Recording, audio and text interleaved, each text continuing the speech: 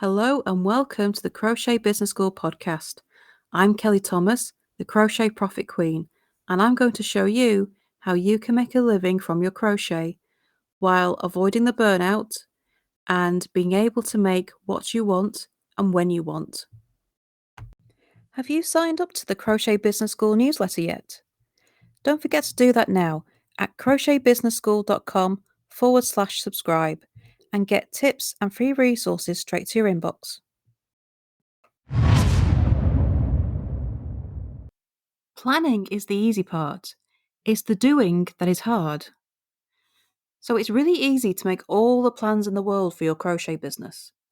But unless you're actually making things happen and doing the work, all those plans mean absolutely nothing at all. We're all very good at making, all these grandiose plans that we talk about, saying how we're going to double our following. We're going to be making enough money to live off our crochet within the next 6 months. We're going to post all this stuff on social media and make everyone love what we do. But then do you actually do it? I think everyone falls into this trap at one point or another. And we put all the effort into creating these great plans, and the plans are fantastic.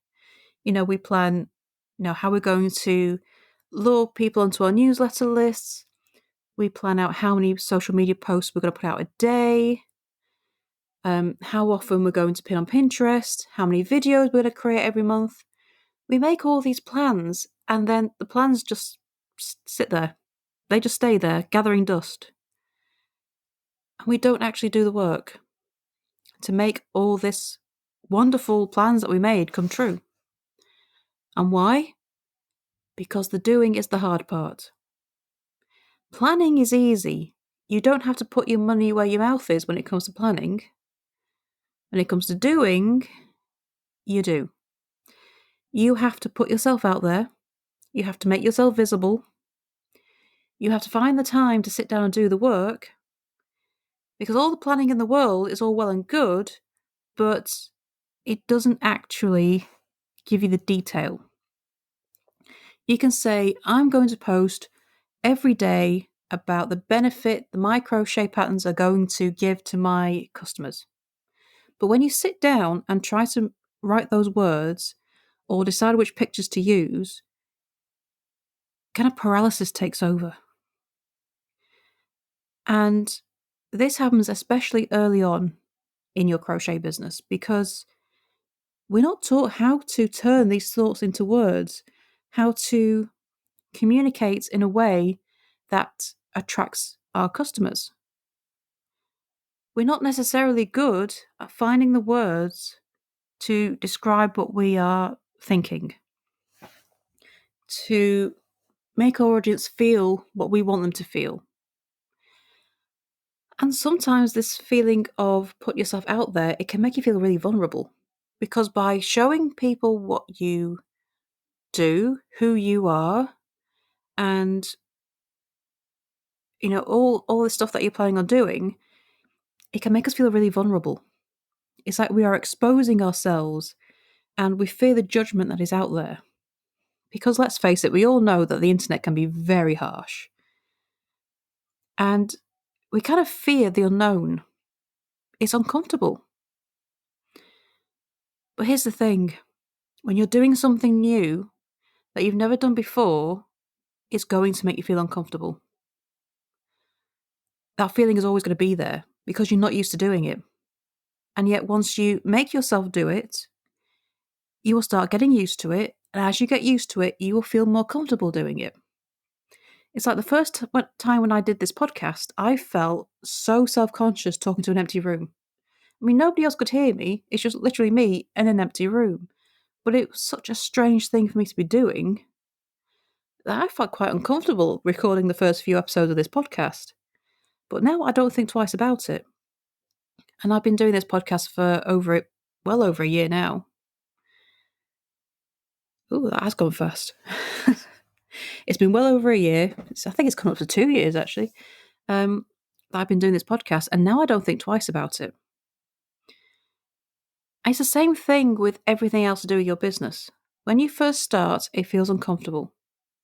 We feel that we're exposing ourselves, we feel vulnerable, we feel like nobody is going to want to hear what we have to say, so why bother?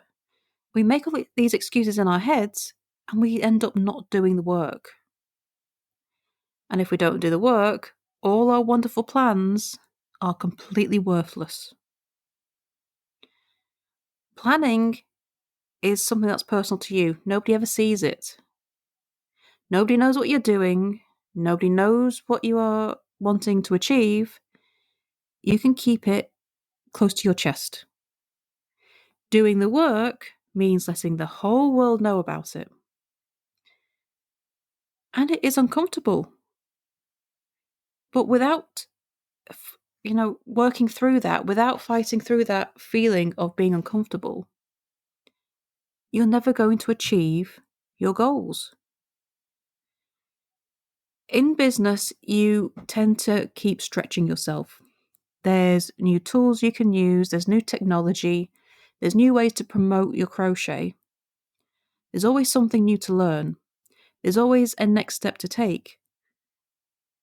And whenever you start learning something new, or you take that next step and take that next leap, it feels uncomfortable because it's new. But you can't let that stop you. Because if you do, then you're not going to grow. And I think as business owners, as people with ambitions, we always want to grow. We always want to keep up. And in some ways you have to, especially in the online world, where algorithms change, there's new technology, there's new ways to promote yourself, the old ways fall out of fashion. You kind of have to keep learning these new things in order just to keep your business steady, never mind grow. So you're always going to have to deal with this uncomfortable feeling. Planning is easy because you don't go into the detail. Doing the work is hard because now you've got to do the detail and you put yourself out there. You have to fight through that. All the plans in the world will not make your business grow if you don't actually do the work. It sounds so simple, doesn't it? But actually, when you sit down to do that work, it can feel like the hardest thing on earth. Writing those social posts, figuring out what graphic is going to get your pin clicked on, figuring out what video to post on YouTube that people are going to find interesting. When it comes to the detail on actually how to make these plans happen, it can feel like you're climbing Mount Everest. But you have to do it. One step at a time. Take it one post at a time. Figure out what works. What social media posts are your audience engaging with? Which ones are getting the likes? Which ones are getting the comments? Take those and do more of them. Just spin them in a different way. And as you get used to what people are liking, you can create more content like that. You can just change it up a bit, add a different picture. Taking that first step is the hardest, but once you start and you get into a rhythm, it gets easier and easier. And the work doesn't become such of a chore. It doesn't feel like you're climbing such a steep mountain. And step by step, your business will grow, bit by bit, with every bit of work that you do. And it can be really easy to get disheartened when that work doesn't pay off immediately. It's not going to. Business can be a bit of a slow game. It can take time to get traction. It can take time for those orders to come in. Gone are the days where you can put a couple of posts up on social media and your inbox will be full of orders and questions. That doesn't happen anymore. We have to put a lot more work into it because there's such a big noise on the internet of people creating their own businesses. And you have to cut through that noise. You have to find new ways of doing it. You have to take advantage of the tools in front of you and find out what your forte is. So make all the plans, but just realise that these plans are worth nothing unless you do the work to implement them. And that really is the hardest part, doing that work and making it happen. So thank you for listening today.